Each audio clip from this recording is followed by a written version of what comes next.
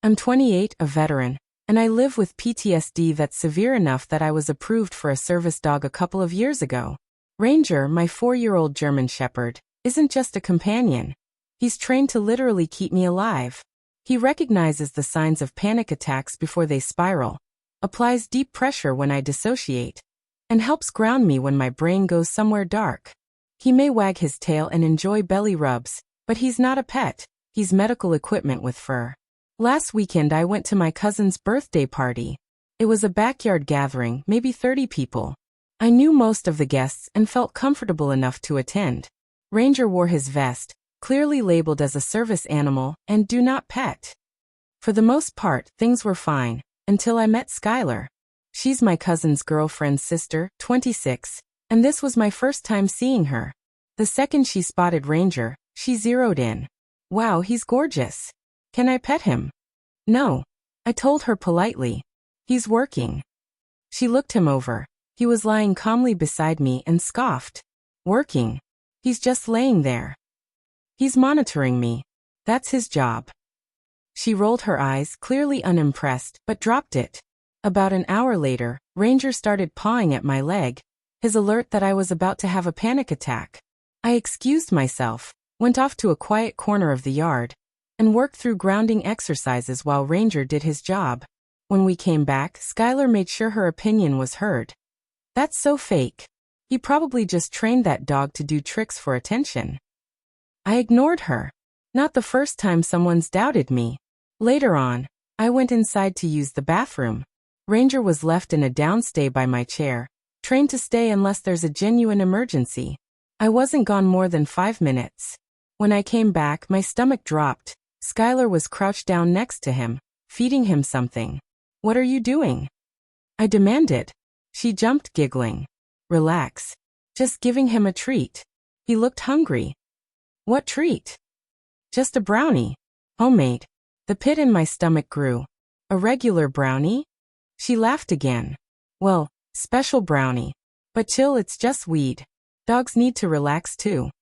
My blood ran cold. I checked Ranger's mouth. Crumbs of chocolate. His eyes were already glazing over. You gave my service dog a pot brownie.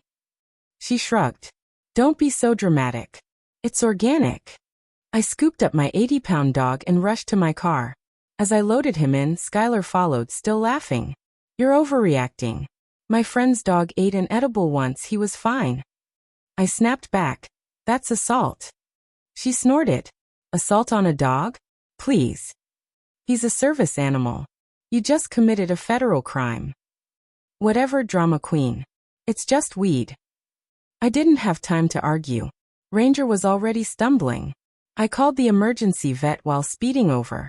The vet told me to bring him in immediately. Both chocolate and THC can kill a dog. The next 12 hours were brutal. Ranger suffered seizures, lost control of his bladder, and the vet warned me there was a chance he wouldn't survive. Somehow he pulled through. My boy made it. The bill.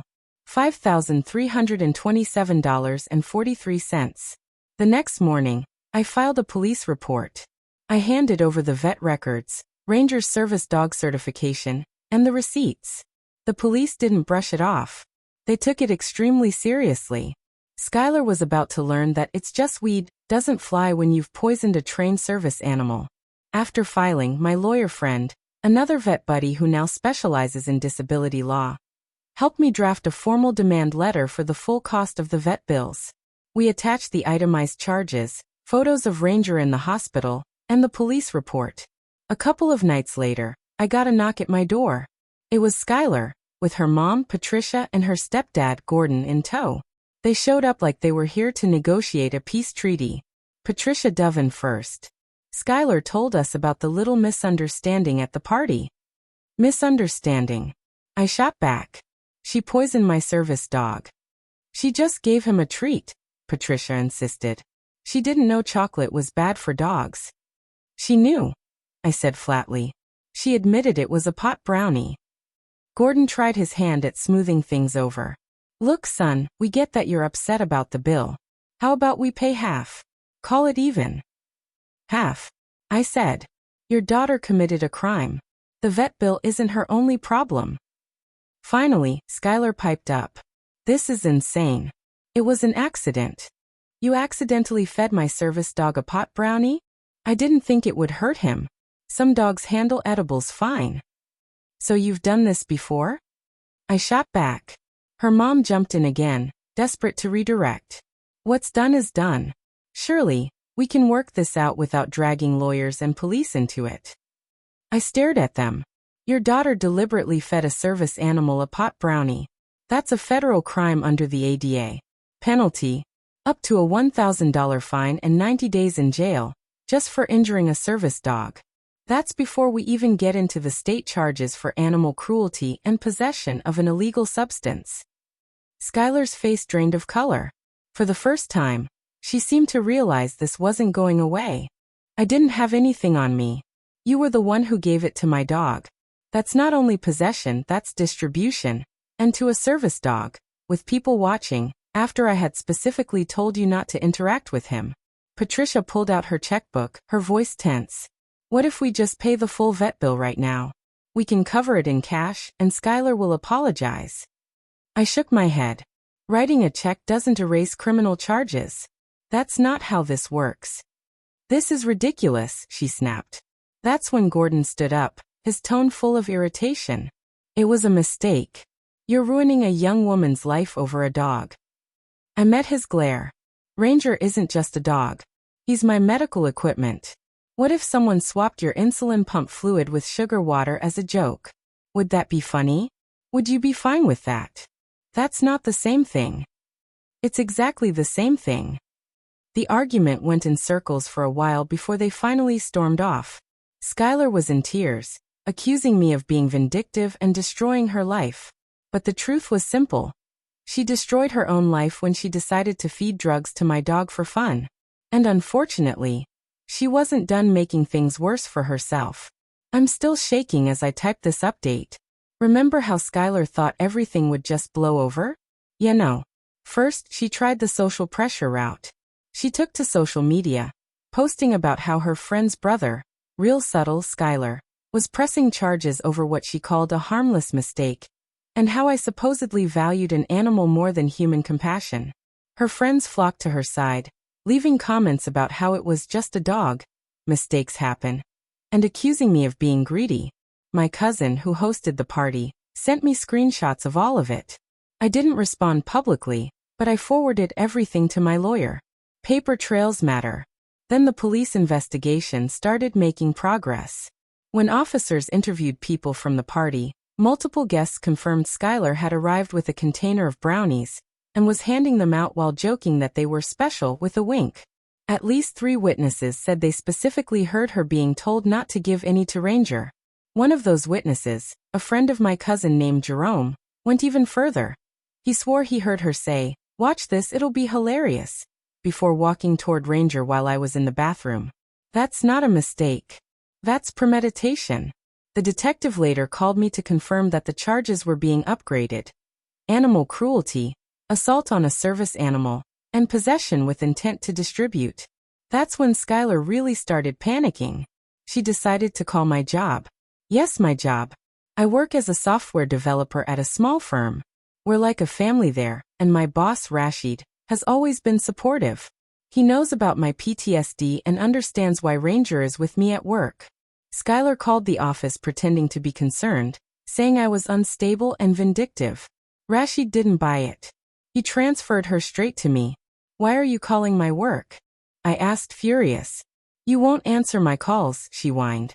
"I need you to drop the charges." That's not how criminal charges work. The state is prosecuting you, not me. But you started this. You reported it.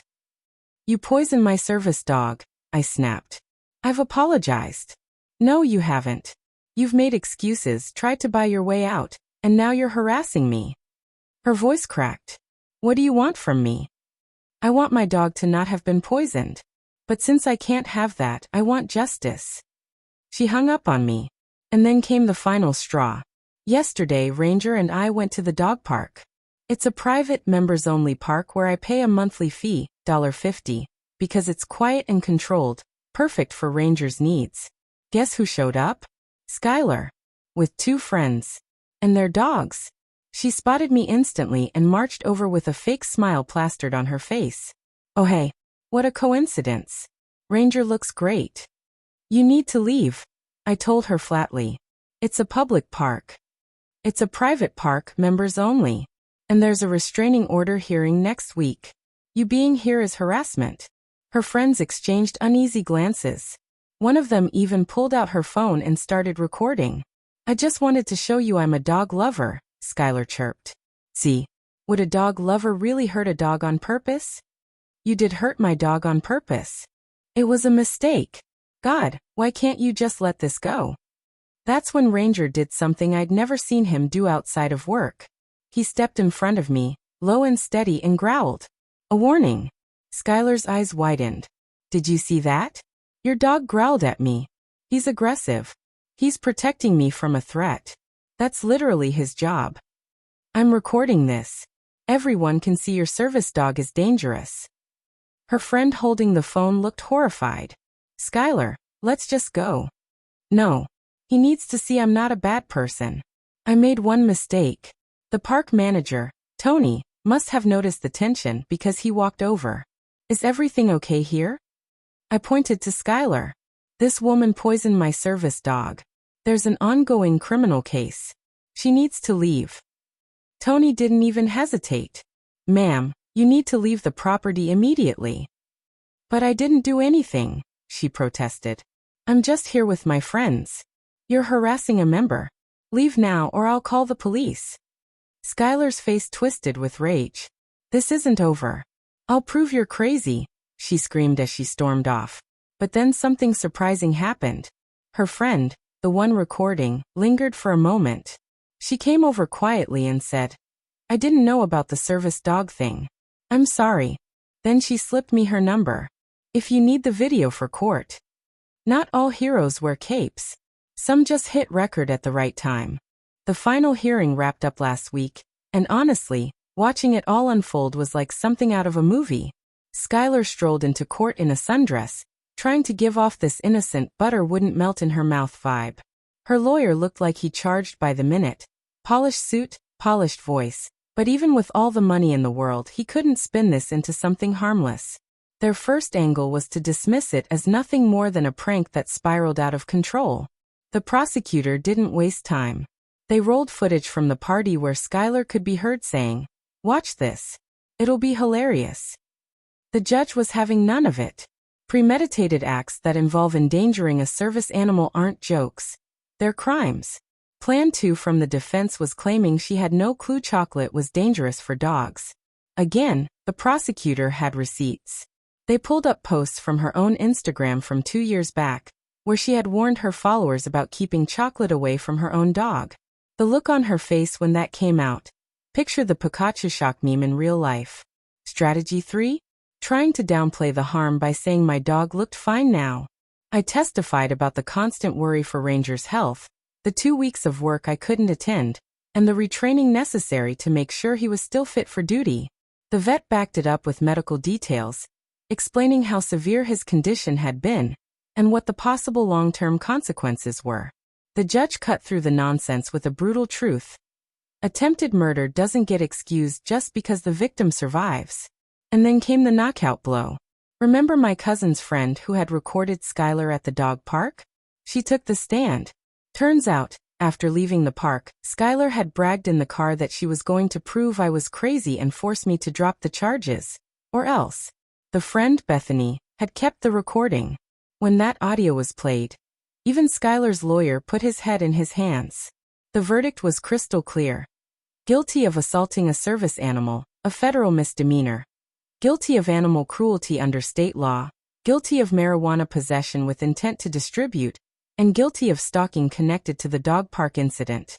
Her sentence: 60 days in jail served on weekends, 3 years of probation, a $10,000 fine, 200 hours of community service at an animal shelter, drug counseling, and a permanent criminal record. But that wasn't the end of it. The civil case was settled outside of court.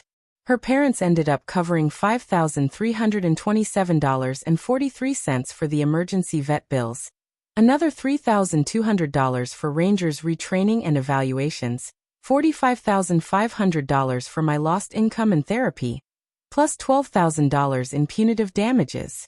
Altogether, it came to $25,2743. One unusual part of the settlement? Skylar had to write a letter of apology, not to me, but to Ranger. The judge made her stand there in court and read it aloud while Ranger sat by my side in his vest looking as proud and noble as ever. Watching her apologize to my dog was, well, let's just say it was pure satisfaction. The fallout didn't take long. Within a week she broke her probation by posting on Instagram about how unfair the justice system was and how she was being persecuted over one mistake. Her probation officer saw it, because pro tip, maybe don't friend your PO online, and she was hit with another 30 days in jail. No weekends this time, just straight time behind bars. After that, her parents cut her off financially, her friend group wanted nothing to do with her, and Bethany told me they were disgusted when they realized how far she'd gone. She lost her job at a dispensary thanks to the drug charges. Ironic, I know. And last I heard, she was flipping burgers at a fast food joint while crashing with a Craigslist roommate. She's still playing the victim, but now it's on a private account with barely a dozen followers. Meanwhile, Ranger and I are thriving. He nailed his recertification tests, still alerts me to panic attacks without fail, and is doing better than ever. I've even started giving talks about service dog awareness to help prevent situations like this. The whole ordeal shook me up for a while, but my therapist reminded me it's normal to struggle after someone tries to deliberately hurt the very companion that keeps you alive. And for those who say I ruined her life, no. She did that herself when she made the choice to poison a service dog for fun. I just held her accountable. Yes, I still go to family events. My cousin permanently banned Skylar, saying anyone who would intentionally harm an animal isn't welcome in her home. Sometimes the good guys really do win. So please, don't touch service dogs. Don't distract them. And for the love of everything, don't ever feed them anything, let alone a pot brownie. Ranger says woof. That's his way of saying thank you for all the support. And one more update. His follow-up exam showed a clean bill of health. He's 100% back to his old self. Best boy is still the best boy.